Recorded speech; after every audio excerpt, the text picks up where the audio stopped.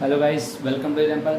आज पढ़ेंगे क्लास 10 का चैप्टर नंबर 4 साइंस का। इसका नाम है कार्बन एंड इट्स कंपाउंड्स। तो चलिए शुरू करते हैं। Carbon and it's compounds. इस वीडियो को अपलोड करेंगे हम टोटल 3 पार्ट्स में। तो आज पढ़ते हैं इसका पहला पार्ट, जिसमें हम जानेंगे कार्बन क्या है, मेटल है या नॉन मेटल है, कार्बन का एटॉमिक नंबर क्या है, कार्बन की इलेक्ट्रॉनिक कॉन्फ़िगरेशन क्या है, कार्बन में बॉन्डिंग कैसी होती है। एक एक करके सारी चीज़ें शुरू करते हैं। तो सबसे पहले पढ़ते हैं कार्बन के बारे में।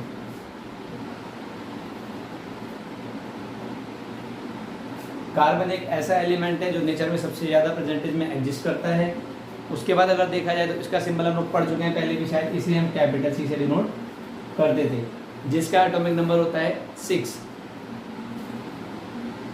अब अगर बात करी जाए इसकी इलेक्ट्रॉनिक कॉन्फ़िगरेशन की, तो वो हमने 9th क्लास में एक रूल सीखा था, जहाँ पर हमने 4 सेल्स पढ़े थे डिफरेंट, जो कि होते थे हमारे K, L, M and N। फिर उसके बाद हम इस 6 इलेक्ट्रॉनों को इसके धीरे धीरे सेल्स में डिवाइड कर देते हैं कि किस सेल में कितने इलेक्ट्रॉन इसके आने वाले हैं। तो चलिए देखते हैं। जैसा कि हम जानते हैं कि पहली सेल में 2 ही इलेक्ट्रॉन आ सकते हैं, तो पहली सेल में K सेल में हमने 2 इलेक्ट्रॉन इसके फिल कर दिए, बाकी बचे इसके अभी 4 इलेक्ट्रॉन। तो उन 4 इलेक्ट्रॉनों को कहाँ जाना चाहिए, वो 4 इलेक्ट्रॉन हम फिल कर देते हैं इसकी अगली सेल में।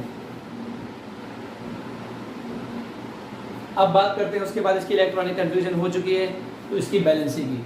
बैलेंसी का मीन्स क्या होता है? बैलेंसी मीन्स हम लोग 9th सीखा भी था कि जितने भी इलेक्ट्रॉन्स किसी एलिमेंट की कन्फिग्रेशन में बैलेंस सेल में प्रेजेंट होते हैं, या फिर जितने भी इलेक्ट्रॉन किसी भी रिएक्शन के दौरान या कंपाउंड फॉर्मेशन के दौरान रिएक्शन में पार्टिसिपेट करते हैं, उस एलिमेंट की बैलेंसी को माना जाता है। जैसे कि देखें यहाँ पर अगर देखा जाए K सेल है अपनी, इसके पास 2 इलेक्ट्रॉन है और इसकी कैपेसिटी भी क्योंकि 2 ही की होती है, तो वो कम्प्लीटली फिल्ड है। इसका अर्थात ये इलेक्ट्रॉन कभी भी किसी भी रिएक्शन में पार्टिसिपेट नहीं करने वाले हैं। अब बात करते हैं उसके बाद अपनी अगली सेल की। L सेल में हमें हमारे पास दिखाई दे रहे हैं यहाँ पर 4 इलेक्ट्रॉन है। अब क्योंकि L सेल की जो मैक्सिमम कैपेसिटी होती है वो होती है सर 8 इलेक्ट्रॉन्स की। कितने इलेक्ट्रॉन्स की? 8 इलेक्ट्रॉन्स की। बट इसके पास है कितने? केवल 4। तो यहाँ पर अब जब कभी भी कार्बन किसी कंपाउंड के साथ रिएक्शन करने जाएगा या अपना खुद का नया कंपाउंड फॉर्मेशन करेगा, तो हमेशा ये वाले 4 इलेक्ट्रॉन जो होंगे रिएक्शन में पार्टिसिपेट करेंगे। अब देखते हैं कि कार्बन बॉन्डिंग किस तरह करेगा और कैसी नहीं करेगा। तो जैसा कि हम लोगों ने देखा अभी तक कि कार्बन के पास आउटर मोस्ट सेल में 4 इलेक्ट्रॉन हैं, तो इसकी बैलेंसी भी कितनी हो जाएगी? 4। बैलेंसी वाला टॉपिक हम लोग 9th क्लास में पहले ही कवर कर चुके हैं। हमने वहाँ एक रूल सीखा था सिंपली कि अगर आउटर मोस्ट सेल की बात करी जाए, अगर आउटर मोस्ट सेल की बात करी जाए, तो उस सेल में अगर नंबर ऑफ इलेक्ट्रॉन 4 होते हैं, या फिर number of electron less than 4 होते हैं, या फिर number of electron greater than 4 होते हैं, तो जब भी हमारे इलेक्ट्रॉन इक्वल टू 4 होते हैं तो वहाँ पर हम बैलेंसी को कंसिडर कर लेते थे 4, और जब भी हमारे इलेक्ट्रॉन लेस देन 4 होते थे तो वहाँ पे हम बैलेंसी को कंसिडर कर लेते थे नंबर ऑफ इलेक्ट्रॉन्स, और जब भी हमारे इलेक्ट्रॉन 4 से ज़्यादा होते थे तब हम कंसिडर कर लेते थे कि valency will be equal to 8 minus number of electron, 8 minus number of electron. But carbon का देखिए यहाँ पर एक स्पेशल केस है, ना तो ये 4 से कम है ना ही 4 से ज़्यादा, ये आ रहा है इस केस में जहाँ पर इलेक्ट्रॉन क्या है 4 के इक्वल। दूसरी बात करी जाए अगर बॉन्डिंग की बात, जैसे कि हम लोग कर रहे हैं, तो ये सभी एलिमेंट जिनमें number of electron valence shell में 4 से कम होते हैं, ये सभी एलिमेंट अपने आउटर मोस्ट सेल के इलेक्ट्रॉन को क्या कर देते हैं? लूज। ये सारे एलिमेंट इलेक्ट्रॉन को क्या कर देंगे? लूज। और बाय लूजिंग द इलेक्ट्रॉन ये सिंपली क्या करते हैं? अपने आप को फॉर्म कर लेते हैं एज अ कैटायन। क्योंकि हम सिंपली जानते हैं, अगर हम बात करें एक एलिमेंट की, यहाँ पर देखिए ध्यान से Na की, जिसका एटॉमिक नंबर होता है 11, अगर हम इसकी इलेक्ट्रॉनिक कॉन्फ़िगरेशन करें तो बनेगी 2 8 1। तो क्योंकि इसकी आउटर मोस्ट सेल में कितने इलेक्ट्रॉन आ रहे हैं? 1, जो कि इसका मतलब क्या हुआ कि इलेक्ट्रॉन जो 4 से क्या है? कम। तो सिंपली ये वाले एलिमेंट क्या करते हैं? इलेक्ट्रॉन को लूज। तो ये भी क्या करेगा? एक इलेक्ट्रॉन को लूज कर देगा, और उसके बाद ये बन जाएगा सिंपली Na11 से Na+, क्योंकि इसके पास अब एक पॉजिटिव चार्ज क्या हो जाएगा? एक्स्ट्रा। अर्थात जिस भी एलिमेंट के पास इलेक्ट्रॉन वैलेंस एलिमेंट 4 से कम होंगे वो क्या करने वाले हैं, अपने आप को कैटायन में कन्वर्ट कर लेंगे। उसके बाद सिमिलरली दूसरे केस में क्या हो जाएगा, जब भी इलेक्ट्रॉन 4 से ज़्यादा होंगे तो वो अपने आप को एनायन में कन्वर्ट कर लेंगे। तो हमने क्या देखा, यहाँ पर इलेक्ट्रॉन क्या हो जाएंगे, गेन, और इस केस में इलेक्ट्रॉन क्या हो जाएंगे, लूज। बट कार्बन का फंडा थोड़ा अलग है, इसको जरा ध्यान समझने का प्रयास कीजिएगा। इसमें ना तो कम थे और ना ही ज़्यादा। तो जब इलेक्ट्रॉन इक्वल टू 4 हो जाए, अर्थात जब वैलेंसी क्या हो जाए 4, तब बॉन्डिंग जो होती है, तब बॉन्डिंग जो होती है वो होती है बाय शेयरिंग। तब बॉन्डिंग जो होती है वो होती है बाय शेयरिंग। इसका अर्थ क्या हुआ, कार्बन के बॉन्ड में जितनी बॉन्डिंग होगी वो कैसे होगी, बाय शेयरिंग ऑफ इलेक्ट्रॉन्स। ना तो कभी भी कार्बन अपने इलेक्ट्रॉन को कंप्लीटली लूज करेगा और ना ही कभी दूसरे एलिमेंट के इलेक्ट्रॉन कंप्लीटली गेन करेगा। अब उसके बाद देखते हैं कि ये शेयरिंग इलेक्ट्रॉन्स की कैसे होगी। तो चलिए देखते हैं। अभी तक हमने देखा कार्बन जो है वो बॉन्डिंग बनाने वाला है शेयरिंग की वजह से। अब देखते हैं कि कार्बन ने बॉन्डिंग जो करी है शेयरिंग से ही क्यों करी। ठीक है, तो लिखते हैं बॉन्डिंग इन कार्बन। अगर ये कार्बन बॉन्डिंग करने के लिए शेयर इलेक्ट्रॉन नहीं करेगा, अगर ये कार्बन बॉन्डिंग बनाने के लिए इलेक्ट्रॉन को शेयर नहीं करेगा, तो इसके बाद दो चांस है। क्या, पहला, या तो ये अपने इलेक्ट्रॉन लूज करेगा और ये क्या कर लेगा, इनटेक करेगा। इनटेक मतलब गेन कर लेगा। अगर गेन करता है तो वो वाला केस देख लेते हैं पहले। मान लीजिए यहाँ पर एक कार्बन है अपने पास, एटॉमिक नंबर 6 हम जानते हैं पहले जी, और इलेक्ट्रॉनिक कन्फ्यूजन 2 और 4। अगर हम इसका इलेक्ट्रॉनिक कन्फ्यूजन स्ट्रक्चर बना के देखें तो हम लोग जानते हैं नॉर्मली पहली सेल में इसके 2 इलेक्ट्रॉन आएंगे और बाकी जो अगली सेल होगी उसमें बचे हुए ये 4। तो जैसा कि हम लोग देख रहे हैं यहाँ पर 1 2 3 4 5 और 6 इलेक्ट्रॉन आ चुके हैं। अब अगर इसे 4 इलेक्ट्रॉन गेन करने हैं तो हम ये बात जानते हैं, हमेशा किसी एलिमेंट का एटॉमिक नंबर, किसी भी एलिमेंट का एटॉमिक नंबर जो होता है वो इक्वल होता है नंबर ऑफ प्रोटॉन्स के। वो इक्वल होता है सर नंबर ऑफ प्रोटॉन्स के। मतलब ये हुआ कि इसके पास प्रोटॉन कितने होंगे, 6। प्रोटॉन का मतलब ये हो गया इसके न्यूक्लियस पे जो चार्ज होगा वो होगा +6 का। कितना चार्ज होगा, +6 का। अब खेल खेलना यहाँ पर हमको ये है कि ये +6 चार्ज जो हैं -6 चार्ज हो, क्योंकि हम लोग जानते हैं जो इलेक्ट्रॉन होता है वो नेगेटिवली चार्ज पार्टिकल है। जो इलेक्ट्रॉन होता है सर वो नेगेटिवली चार्ज पार्टिकल है। अभी ये 6 पॉजिटिव चार्ज 6 नेगेटिव चार्ज को कंबाइन करके 4 से रखते हैं, लेकिन जब हम यहाँ पर इलेक्ट्रॉन को क्या करेंगे, गेन, तो अब क्या होगा, जो भी कोई एक्स्ट्रा इलेक्ट्रॉन आएगा वो यहाँ पर आके समराइज धीरे धीरे होता चला जाएगा। मान लेते हैं ये 2 इलेक्ट्रॉन यहाँ पर एक्स्ट्रा आ गए, मान लेते हैं 2 इलेक्ट्रॉन यहाँ पर एक्स्ट्रा आ गए। तो अब इसके पास कुल मिला के जो नेट चार्ज बैठेगा, जो नेट चार्ज बैठेगा वो बैठेंगे हमारे 8 इलेक्ट्रॉन्स। सब 4 ये वाले, 2 ये आ गए 6 और 2 जो इसकी इनर सेल में प्रेजेंट पहले से ही थे। कुल मिला के अब इलेक्ट्रॉन हो चुके हैं अपने पास 8। अब क्योंकि कार्बन के पास प्रोटॉन कितने हैं, केवल 6, इसका मीनिंग क्या हुआ, उसके पास केवल 6 पॉजिटिव चार्ज हैं, बट नेगेटिव चार्ज कितने हो गए, 8। तो ये 6 positive charge in 8 negative charge को ईजिली होल्ड करके नहीं रख पाते हैं। दोबारा समझिएगा, ये 6 positive charge in 8 negative charge को ईजिली होल्ड करके नहीं रख पाते हैं। अगर ये इलेक्ट्रॉन आ जाते हैं तो इस कारण क्या होता है, एटम जो होता है वो अनस्टेबल कंडीशन में चला जाता है। सर कहाँ चला जाता है, अनस्टेबल कंडीशन में। इसका मीनिंग क्या हुआ, जब एटम अनस्टेबल हो जाएगा तो इलेक्ट्रॉन गेनिंग का कोई भी बेनिफिट अपने पास नहीं है। इसीलिए कार्बन कभी भी इलेक्ट्रॉन गेन करके अपनी ऑक्टेट को, या हम कहें बाहर वाली जो आउटर मोस्ट सेल है उसको फिल नहीं करता। इसके बाद जो दूसरा चांस बचता है अपने पास, वो बचता है कि इलेक्ट्रॉन को लूज करने का। इलेक्ट्रॉन को लूज करने का तो वो भी देख लेते हैं। अगर वो गेनिंग नहीं करेगा तो क्या करेगा, लूजिंग करेगा, अर्थात इलेक्ट्रॉन को क्या करेगा, लॉस करने वाला है। तो देखते हैं, फिर से देखते हैं कार्बन को बना के एक बार। मान लीजिए यहाँ पर 6 प्रोटॉन होंगे हमारे पास। उसके बाद पहली सेल बनाएंगे हम, पहली सेल में 2 इलेक्ट्रॉन। उसके बाद फिर अगली सेल बनाएंगे और उस सेल में होंगे हमारे 4 इलेक्ट्रॉन्स। सर इसके बाद हमें दिखाई दे रहे हैं ये हमारा एटम हो गया, सेंट्रल एटम। यहाँ हमारे 6 प्रोटॉन हैं, उसके बाद 2 इलेक्ट्रॉन ये आ गए और 4 इलेक्ट्रॉन हमारे ये आ गए।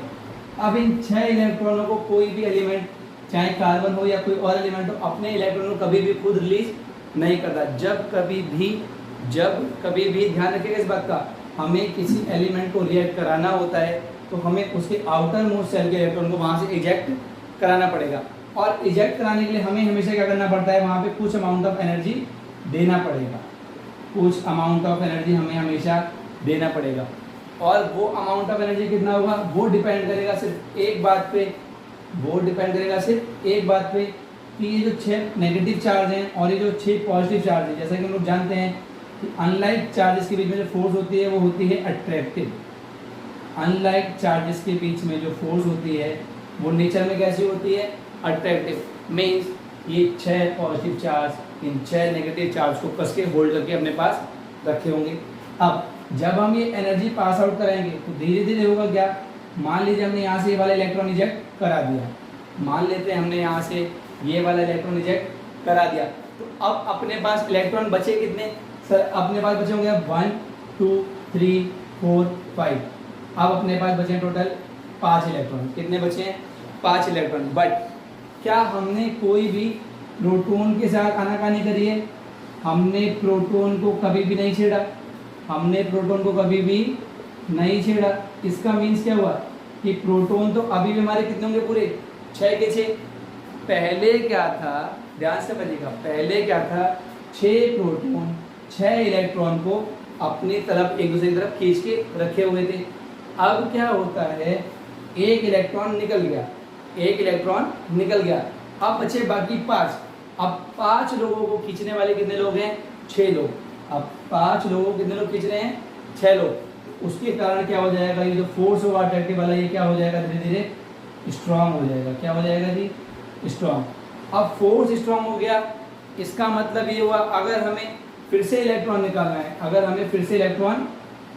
है, तो एनर्जी का अमाउंट क्या करना पड़ेगा, हमको बहुत ज़्यादा इंक्रीज करना पड़ेगा सर। अगर अब हमें फिर से एक और इलेक्ट्रॉन निकालना है तो हमें एनर्जी का अमाउंट क्या करना पड़ेगा, इंक्रीज। अब जैसे जैसे हम देख रहे हैं कि इलेक्ट्रॉन एक और मान लीजिए निकल जाएगा, अमाउंट फिर और इंक्रीज करना पड़ेगा। फिर जब इसे निकालेंगे तो और इंक्रीज, और धीरे धीरे जब 4 इलेक्ट्रॉन निकालने के कगार पर आ जाएंगे तो बहुत ही ज़्यादा अमाउंट में हमको एनर्जी प्रोवाइड करवानी पड़ेगी, जो कि पॉसिबल नहीं है उतने अमाउंट में। क्योंकि हम एनर्जी प्रोवाइड नहीं करा पाते हैं, यही कारण है कि कार्बन जो है कभी भी बॉन्डिंग करता है, लूजिंग के थ्रू नहीं करता, अर्थात कभी भी अपने इलेक्ट्रॉन लॉस नहीं करता। अब जैसा कि हमने अभी देखा कि ये तो गेन करने वाला भी नहीं है और ये लॉस करने वाला भी नहीं है, ना तो सर गेनिंग करेगा ना ही करेगा लूजिंग। तो अपने पास बस एक ही चारा बचता है शेयरिंग का। किसका बचता है, शेयरिंग का। तो चलिए अब देखते हैं कि शेयरिंग कैसे होगी और किस किस एटम के साथ कार्बन शेयरिंग करेगा। बॉन्ड फॉर्मेशन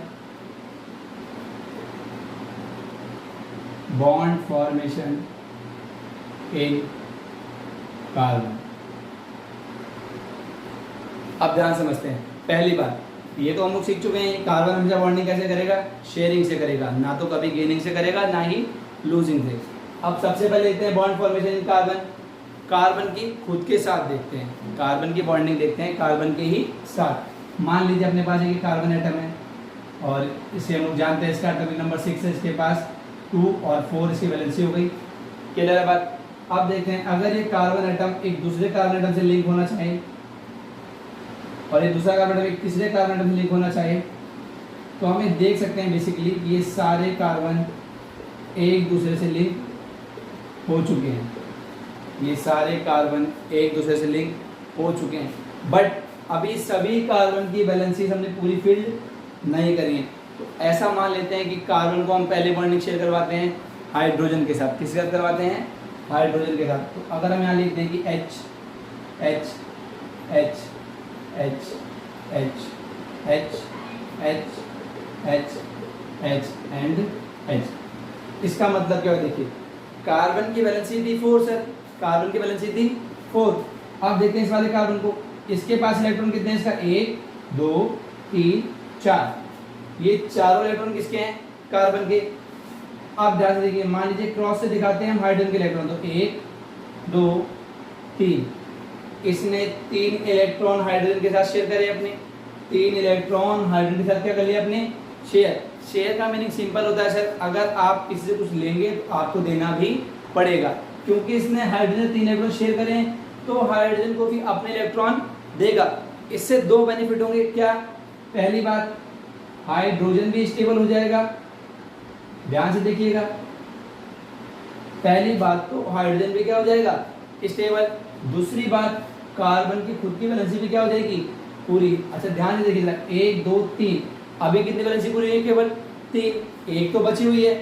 उस वैलेंसी को पूरा करने के लिए इसने क्या करा कि बगल वाले कार्बन से एक इलेक्ट्रॉन क्या कर लिया अपना, शेयर। तो शायद अब इस कार्बन की वैलेंसी कंप्लीटली फिल्ड हो चुकी है। देखिए ध्यान से, 2 4 6 8, 2 4 6 8। इसी तरीके से ये सारे कार्बन अपनी अपनी वैलेंसी क्या कर लेंगे, पूरी। ना तो कभी कार्बन ने अपने इलेक्ट्रॉन कंप्लीटली दिए और ना ही इलेक्ट्रॉन कभी भी लिए, बट उसकी स्टेबिलिटी भी हो गई। सेम हाइड्रोजन ने भी अपने इलेक्ट्रॉन ना तो दिए ना ही कार्बन से लिए, बस शेयर करे और उनकी स्टेबिलिटी भी हो गई। आप देखते हैं थोड़ी सी और कुछ पैटर्न आगे, आप देखते हैं आगे, तो कुछ एलिमेंट्स कार्बन के अलावा और भी हैं जो कि बॉन्ड फॉर्मेशन करते हैं बाय शेयरिंग ऑफ इलेक्ट्रॉन। जैसे कि देखिए ध्यान से, मान लीजिए अपने पास एक मॉलिक्यूल है H2, अपने पास एक मॉलिक्यूल है H2, तो सर ये क्या करा होगा इसने भी, ये भी कुछ ऐसा रहा होगा। यहाँ पर हम मान लेते हैं अपने पास एक हाइड्रोजन का आइटम था, ये इसका अपना इलेक्ट्रॉन था, यहाँ दूसरा हाइड्रोजन का आइटम आया, ये इसका इलेक्ट्रॉन था, तो इसने इसका क्या कर लिया, बेसिकली शेयर। अब दोनों हाइड्रोजन के इलेक्ट्रॉन कंप्लीट हो चुके हैं, मतलब दोनों की जो ड्यूप्लेट थी अर्थात फर्स्ट सेल जो थी कंप्लीटली फिल हो चुकी है, तो ये कंपाउंड भी क्या हो गया अपना बेसिकली स्टेबल, या फिर हम क्या कहेंगे ये मॉलिक्यूल क्या है हमारा, स्टेबल। दूसरी बात देखिए, अगर हम मान लेते हैं अपने पास एक N2 का मॉलिक्यूल है, N2 अर्थात नाइट्रोजन का इसका मॉलिक्यूल है, तो देखें ध्यान से, हम लोग जानते हैं कि नाइट्रोजन का सिंबल हम कैपिटल N से दिखा देंगे। इनके पास इलेक्ट्रॉन होंगे सर 5, इनके पास इलेक्ट्रॉन होते हैं इनके आउटर मोस्ट सेल में 5, तो 2 इनके ये रहे और 3 ये रहे, 2 इनके ये रहे और 3 इनके ये रहे।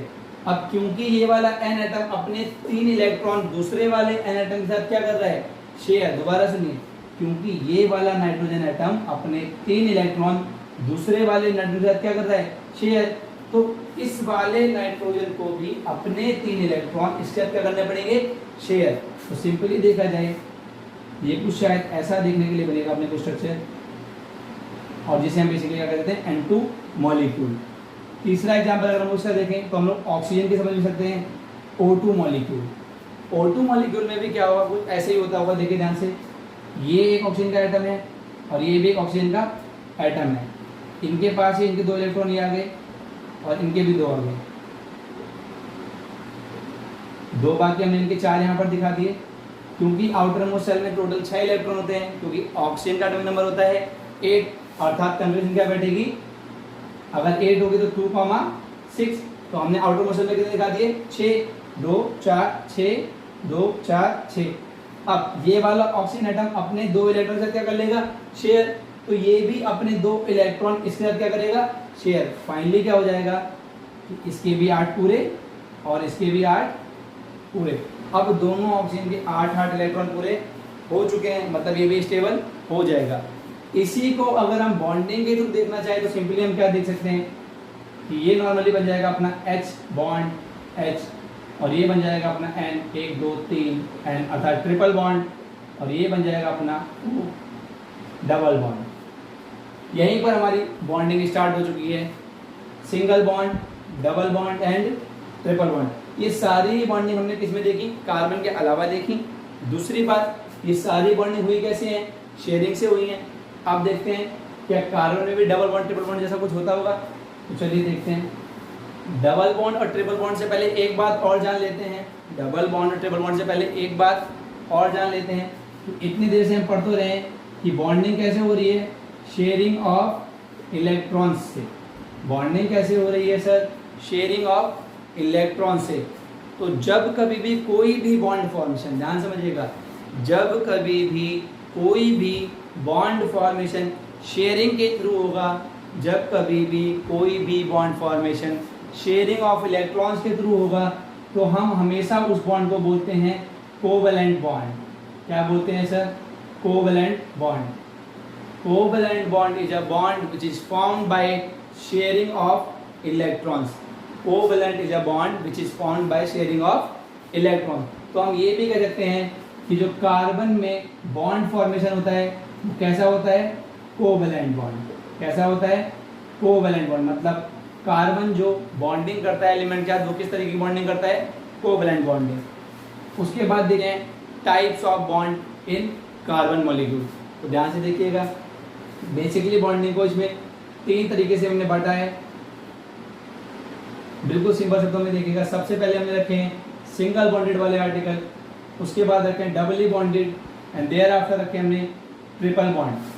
सबसे पहले खेलेंगे हम लोग किसके साथ? Single bond, then double bond, and thereafter triple bond.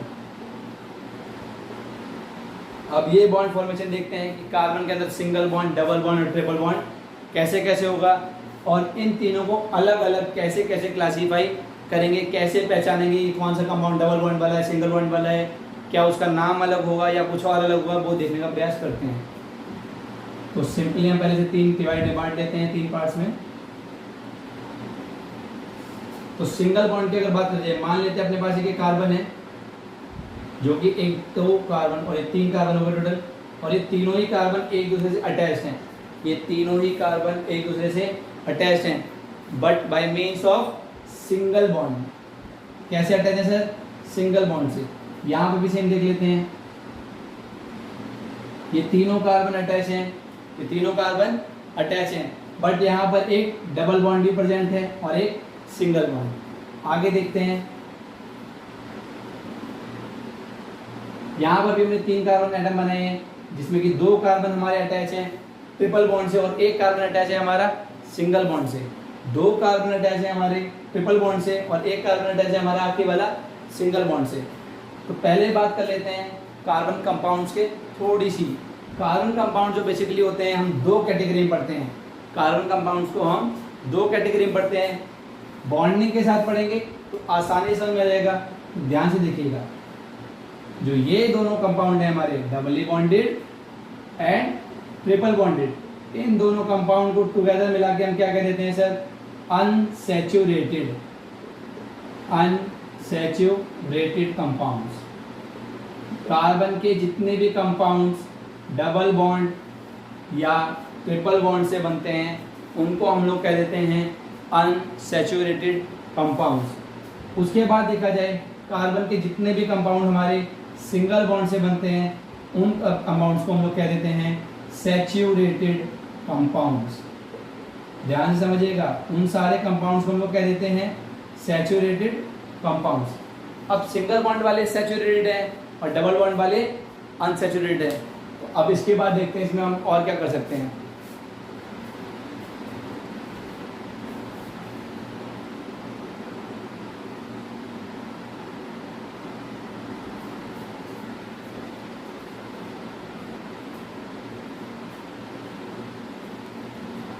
Saturated compounds के बाद देखते हैं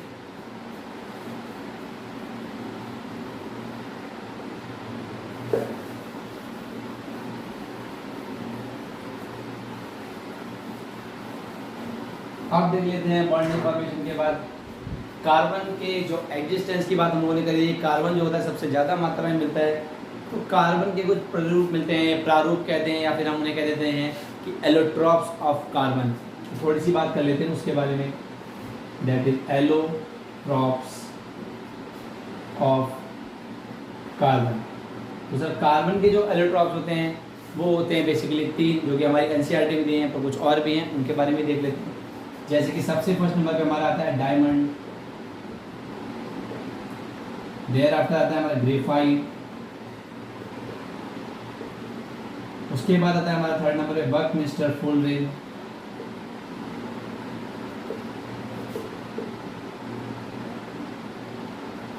एंड देन फोर्थ नंबर पे हमारा आता है कोल। कोल जो है वो हमारी एनसीईआरटी में गिवन नहीं है, बट फिर भी कोल जो है एक कार्बन का एलोट्रॉप ही है। डायमंड के बारे में अगर थोड़ी बहुत बात करी जाए तो डायमंड को हम लोग जानते हैं हार्डेस्ट सब्सटेंस है, हार्डेस्ट सब्सटेंस है। इसका स्ट्रक्चर जो होता है कॉम्प्लेक्स होता है, इसकी जो ज्योमेट्री होती है वो टेट्राहेड्रल होती है, इसकी जो ज्योमेट्री होती है वो टेट्राहेड्रल होती है। टेट्राहेड्रल को अभी आप बस बेसिकली इतना मानिए कि एक जटिल कॉम्प्लेक्स स्ट्रक्चर होता है, इसी कारण कार्बन जो है हमारा हार्डेस्ट सब्सटेंस की कैटेगरी में रखा जाता है।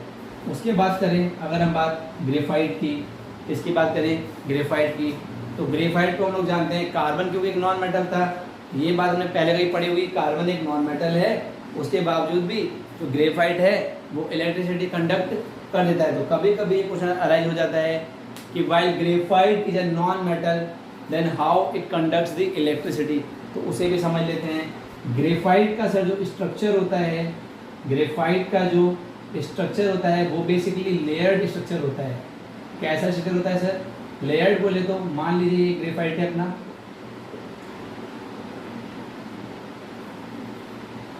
बना के देखते हैं ठीक से। ये 6 कॉर्नर में मान लीजिए कार्बन रखा हुआ है यहाँ,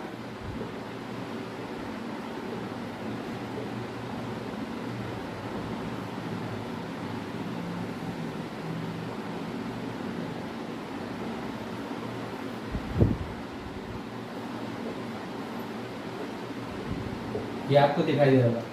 ये एक ऊपर हमारी इमेज बनी हुई दिख रही है आपको और एक नीचे। अब ये दोनों स्ट्रक्चर एक दूसरे के ऊपर इस प्रकार से रखे होते हैं कि स्लाइड कर सकते हैं इजीली। क्या कर सकते हैं? स्लाइड कर सकते हैं इजीली। जब ये इसके ऊपर इजीली स्लाइड कर जाएगा, ये इस साइड मूव कर जाएगा, तो इसका मतलब ये इलेक्ट्रिसिटी कंडक्शन में क्या कर देता है? हेल्प। किसके थ्रू? अपने लेयर्ड स्ट्रक्चर के कारण क्या कर देता है? ग्रेफाइट इलेक्ट्रिसिटी कंडक्ट कर देता है, क्योंकि लेयर के ऊपर लेयर जो है वो इजीली फ्लोट कर जाती है। तीसरी बात करें अगर बकमिस्टर फुलिन की, जिसे हम लोग अनदर नेम से भी जानते हैं, जो कि होता है C60, एक ऐसा स्ट्रक्चर जो कि एक फुटबॉल टाइप होता है। कभी आप ध्यान से अगर देखेंगे, अगर आपने कहीं फुटबॉल खेली है तो कभी कोशिश कीजिएगा फुटबॉल को लेके उसके वर्टिसेस गिनने की। अगर आप ये वाले वर्टिसेस उसके गिनेंगे तो आपको शायद पता चल जाएगा कि ये भी जो लगभग वर्टिसेस होते हैं हमारे, इन्हें काउंट करेंगे तो 60 के अराउंड है। ट्राई करके ज़रूर बताइएगा कमेंट बॉक्स में क्या आपकी फुटबॉल में 60 हैं या नहीं है। तो देखते हैं, ये जो C60 होता है बकमिस्टर फुलिन, एक फुटबॉल लाइक स्ट्रक्चर होता है कार्बन का। उसके बाद बात करें अगर हम चौथी फॉर्म की, जो कि क्या फॉर्म है, तो कोल भी हम लोग जानते हैं कोल डिफरेंट रूप में मिलता है। कोल के डिफरेंट यूजेस होते हैं, जैसे कि आपने देखा होगा चारकोल देखा होगा, कोल गैस देखी होगी।